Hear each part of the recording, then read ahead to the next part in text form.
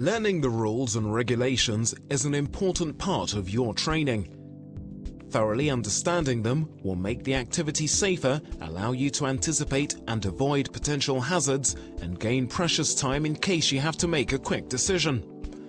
They'll determine your course of action depending on the location of your flight, the presence of other aircraft in the same airspace, or weather conditions and other criteria that we're going to look at. The rules we'll cover in this chapter are internationally accepted and enforced in most countries. We've done our best to point out exceptions. As a rule, however, you should always keep in mind that rules may differ from one country to another. Before leaving to fly abroad, find out about the regulations of the country you're visiting, and remember to respect local laws. You'll usually find them on the website of the National Federation.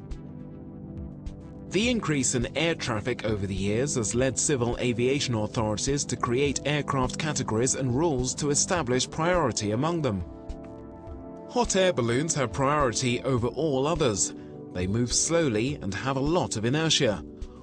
All other aircraft must yield the right of way to them. Then comes the sailplanes, paragliders and hang gliders. They all belong to the same category.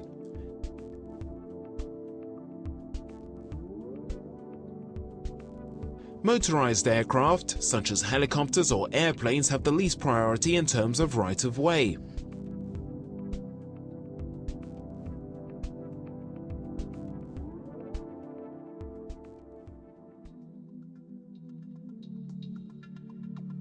As we've just seen, each category of aircraft has a different degree of priority. Sailplanes, hang gliders and paragliders all belong to the same category. In reality, questions of right-of-way will mostly arise with other paragliders or with hang gliders. Flying in the same airspace as sailplanes or private airplanes is rare. Let's go over the rules of priority that prevent paragliders from colliding. The prime rule is the following. It's the pilot's responsibility to take all possible measures to avoid a collision with any other aircraft.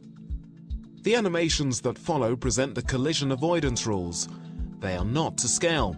Try to maintain a safe distance from the other aircraft. First situation. Two paragliders are approaching head-on with a risk of collision. In this case, both aircraft shall alter course to the right. In case of hill or ridge soaring, this rule is modified.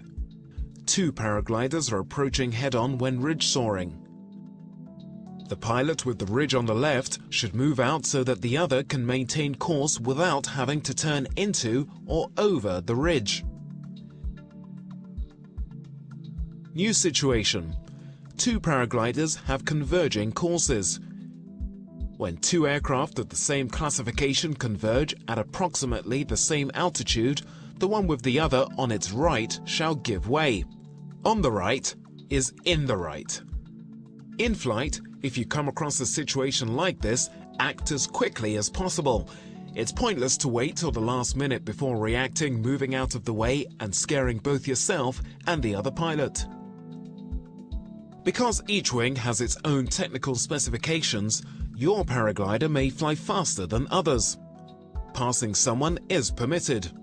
Internationally, passing is typically done on the right. The aircraft being passed has the right of way, except in Italy where the glider overtaking has priority but must allow enough safety clearance. The glider being overtaken gives way, avoiding any change in direction that might interfere with the overtaking glider's path. Also, in England and in Italy, in free space away from a hill, paragliders can pass on the left as well as the right. When ridge soaring, a paraglider overtaking another glider that is flying in the same direction should pass between the ridge and the glider being overtaken. If you're overtaking the pilot and there is no room to pass, just turn back. When thermaling, the first pilot to enter a thermal establishes the required turning direction in that thermal.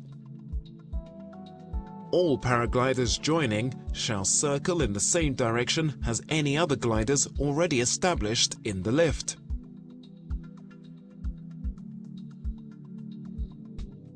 In order to keep the sky safe and accident-free, you must know these rules.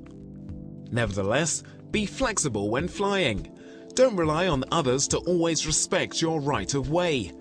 Faced with a disrespectful or inattentive pilot, you're better off abandoning your priority and changing your heading. Anticipate these situations early and react decisively so that other pilots flying around you know what your intentions are.